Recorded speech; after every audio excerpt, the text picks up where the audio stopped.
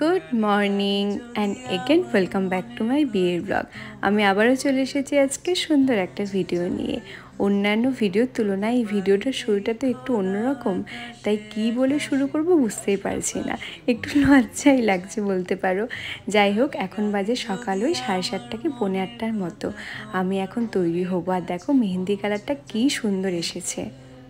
আচ্ছা চলো তোমাদেরকে এখন দেখাই যে আমি কোন শাড়ি পরবো। আজকে আমি এই শাড়িটা পরবো, আর এই শাড়িটা আমায় দিয়েছে রাতুলের দাদা। কি সুন্দর না শাড়ির রঙটা। আর এই রঙটা কিন্তু আমি পছন্দ করিনি, দাদাই পছন্দ করেছে। আমার তো ভীষণ পছন্দ হয়েছে, আর দিনের বেলা পরবো তো বেশ ভালোও লাগবে দেখতে। চলো এখন টুক করে একটু মেকআপ করে নিই। কালকে মেহেন্দিতে কেমন সেজেছিলাম সেটা তো তোমাদের সাথে শেয়ার করেইছি, তবে সেটা খুব ডিউই একটা মেকআপ ছিল, যেটা সারাদিনই দিনের বেলা রোদের মধ্যে ক্যারি করা যাবে না। তাই আমি একটু ম্যাট ফিনিশ আর একদম হালকা একটা মেকআপ করব, যেটা সারাদিন আমি ক্যারি করতে পারবো।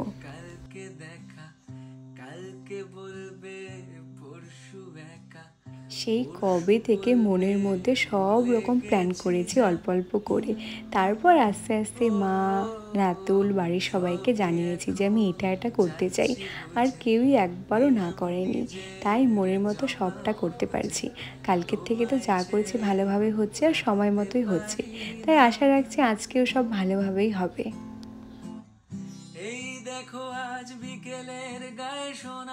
পেছনের ঘড়িতে তো দেখতেই পারছো 9:15 মতো বাজে। তবে আমাদের কিন্তু প্ল্যান ছিল বাড়ি থেকে আমরা 9টার মধ্যে বেরিয়ে যাব। ওই একটু তো 19-20 হবেই। মেকআপটা তো হয়ে গেছে, দেখতেই পারছো একদম লাইট মেকআপ করেছি। আর এখন হচ্ছে হেয়ার করার পালা। তবে যেহেতু সারাদিন বাইরে রোদের মধ্যে থাকতে হবে, তাই ভেবে রেখেছি চুলটাকে বাঁধবো। আর এই দেখো বোন ঘুমিয়েছিল, ওকে আমি ডেকে তুলেছি যে তোর বিয়ের সময় আমি ঘুম বাদ দিয়ে কত কাজ করেছি, আর তুই ঘুমিয়ে থাকবি। তাই এখনও উঠে আমায় একটু হেল্প করছে।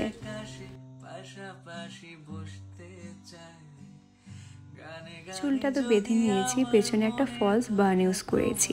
এখন হচ্ছে ফুল লাগানোর পালা। অনেক খুঁজেছি জানো, তবু মন মতো ফুল পাইনি। এটা পেয়েছি, এটাই আনিয়ে রেখেছিলাম, তবে আমার খুব একটা বেশি পছন্দ হয়নি। তবে পাশ থেকে মা, বোন, দিদি সবাই বলছে খুব নাকি ভালো লাগছে। আমার তো একটু বাচ্চা বাচ্চা লাগছে। যাই হোক, ফুলটা একটু পরে ডিসাইড করবো, আগে গয়নাগুলো পরে নিই। অনেকগুলো গয়না আনা হয়েছে, কোনটা ভালো লাগছে সেটাই দেখছিলাম। উপরে যেটা চকার ওটা একটু বেশি বেশি লাগছিল, তাই এই বড় হারটা পরলাম। ইচ্ছে থাকা না সত্ত্বেও মা, দিদি, বোন সবাই মিলে এতবার করে বলেছে যে আমি ফুলটা লাগিয়েই নিলাম। আর ফুলটা লাগানোর পরেই পাশ থেকে ঠাম্মা আমায় দেখে বলছে আমায় নাকি একদম পুরোনো দিনের নায়িকাদের মতো লাগছে। তারপর এই যে ওবাইতে একটু ফোন করেছি শোনার জন্য যে আমায় কেমন লাগছে। বলবে ভুলে গেছি যা,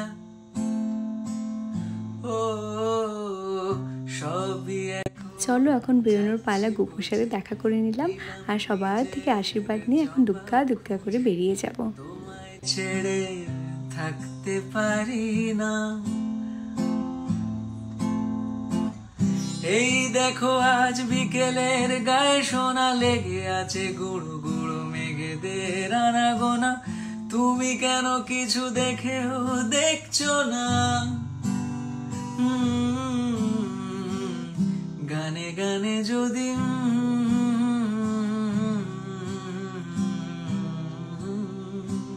তোমাদের তো বলাই হলো না যে এত সাত সকালে আমরা কোথায় যাচ্ছি। আমরা কিন্তু এখন রেজিস্ট্রি অফিসে যাচ্ছি না, আমরা যাবো এখন কোচবিহারে ফটোশ্যুট করতে। এই খোলা আকাশে আকাশে পাশাপাশি বসতে চাই, গানে গানে যদি আমার মনের কথা তোমার মনের কাছে পৌঁছে যায়। ঠাকুরপুরে আজকের ওয়েদারটা বেশ ভালোই আছে, না খুব রোদ দিয়েছে না বৃষ্টি হচ্ছে, বেশ ভালোই লাগছে ওয়েদারটা। আর বেশি কিছু এই তো চলো আসলাম রাতুলদের বাড়ির সামনে, আর ও দেখো একদম সেজে গুজে দাঁড়িয়ে আছে। আর বেশি ভালো বাসা করি না। আমরা যারা যারা যাব সবাই মিলে একজোট হয়ে গেছি, আর এই যে মাকে টাটা বলে আমরা বেরিয়েও গেলাম।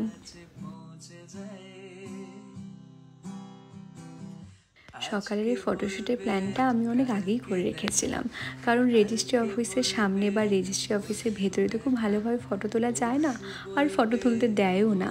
তাই আমি যখন রাত্রিকে জানাই যে আমি সকালে কিছু ফটোশ্যুট করতে চাই, তো ওই সবটা তারপর প্ল্যান করে ফিক্সড করে। এই তো চলেও এসেছি। আমাদের কাছে ফিটে ভালো ফটো তোলার লোকেশন বলতে আছে ওদিকে ওই জঙ্গল, আর এদিকে আছে কোচবিহারে ভালো কিছু ভিন্টেজ লোকেশন।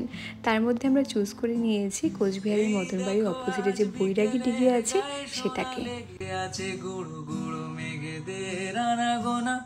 তুমি কেন কিছু দেখেও দেখছো না? এই বৈরাগী দিঘিটা এখন সিম্পলের মধ্যে এত সুন্দর করে সাজিয়েছে, এখানে দেখেছি অনেককেই ফটো তুলে যেতে, ভিডিও করে যেতে, খুব সুন্দর লাগে দেখতে। তবে এর আগে আমার এখানে কখনোই আসা হয়নি, আজকেই প্রথম আসলাম।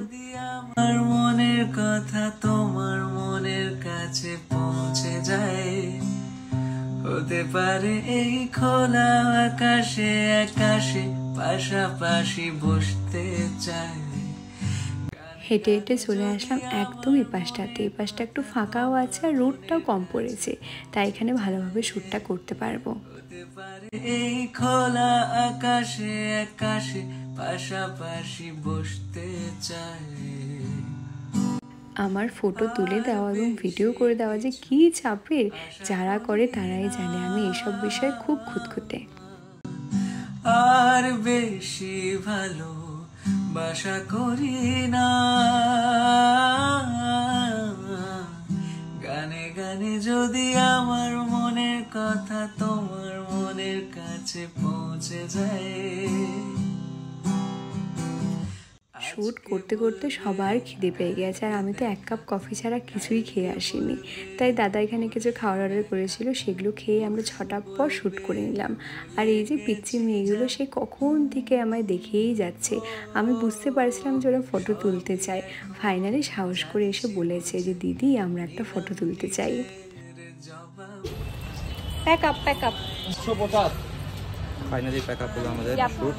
অনেক কষ্ট করলাম, ফটো ভিডিও আমি করলাম, একাই আমাদের কাজ করাইছে। এরা খুব বাজে, প্রীতিমা লাইফস্টাইল অরিজিনালটা খুব বাজে।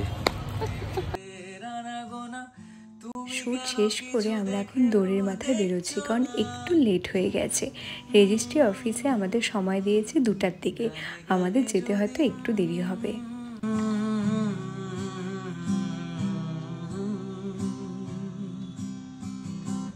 এই তো পৌঁছেও গেছি, একটু দেরি হয়েছে তবে সমস্যা নেই, কথা বলেছি আমাদের একটু পরে ডাকবে। এখানে পৌঁছে একবার বাড়িতে ফোন করে দিয়েছিলাম, তো দিদি বাপিদা বোন 3 জনে মিলে চলে এসেছে। 2 মা বাবা কেউই বলছে গরমে আসবে না, তবে অনেকক্ষণ ভিডিও কলে সাথে ছিল। এই তো ফাইনালি আমাদের এখন ভেতরে ডেকেছে। আর রাতুলকে দেখো, ও যে কি টেনশনে আছে, আমারও টেনশন হচ্ছে, তবে একটু একটু লজ্জাও লাগছে। আর বেশি কিছু আশা করি না,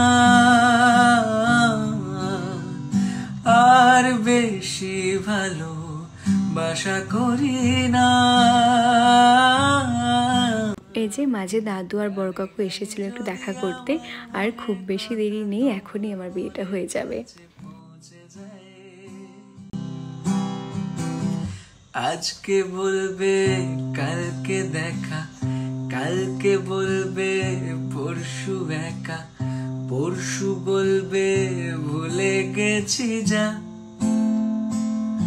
ও সবই এখন যাচ্ছি বুঝে, নিলাম নিজের জবাব খুঁজে, তোমায় ছেড়ে থাকতে পারি না। তো তোমাদের সবার ভালোবাসা ও আশীর্বাদে finally now officially we are husband wife. তুমি কেন কিছু দেখেও দেখছো না? এখানে কিছু প্রসেস ছিল, তোমরা যারা রেজিস্ট্রি করেছো তোমরা তো জানোই, তবে আমি ভাবতে পারিনি এত তাড়াতাড়ি হয়ে যাবে। খুব দ্রুতই আমাদের রেজিস্ট্রিটা হয়ে গেছে। গানে গানে যদি আমার মনের কথা তোমার মনের কাছে পৌঁছে যায়। রাতুল জানি না কেন খুব টেনশন করছিল, তাই ওকে আমি বললাম যে এবার একটু হাসো, সব ভালোভাবে হয়ে গেছে। গানে গানে যদি আমার মনের কথা তোমার মনের কাছে পৌঁছে যায়, হতে পারে এই খোলা আকাশে আকাশে পাশাপাশি বসতে চাই। দুবাইতেই ফোন করে বলে দিয়েছি সবটা ভালোভাবে হয়ে গেছে। এখন এই রেজিস্ট্রি অফিস থেকে একটা ফটো তুলবে, তারপরেই বাড়ি চলে যাব। এখন রাতুলকে দেখে মনে হচ্ছে যে ও একটু শান্তি পেয়েছে।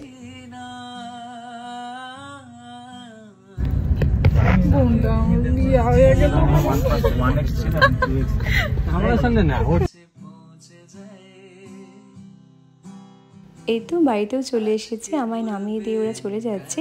আবার রাতে সবাই তৈরি হয়ে আসবে।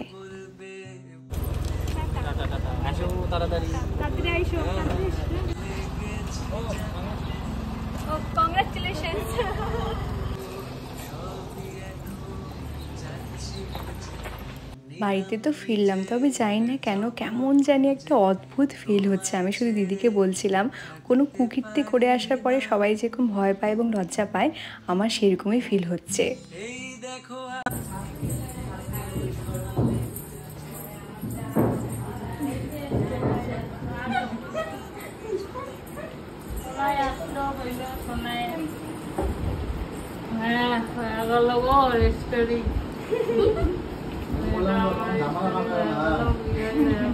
কেমন হাওয়া চালাইছে?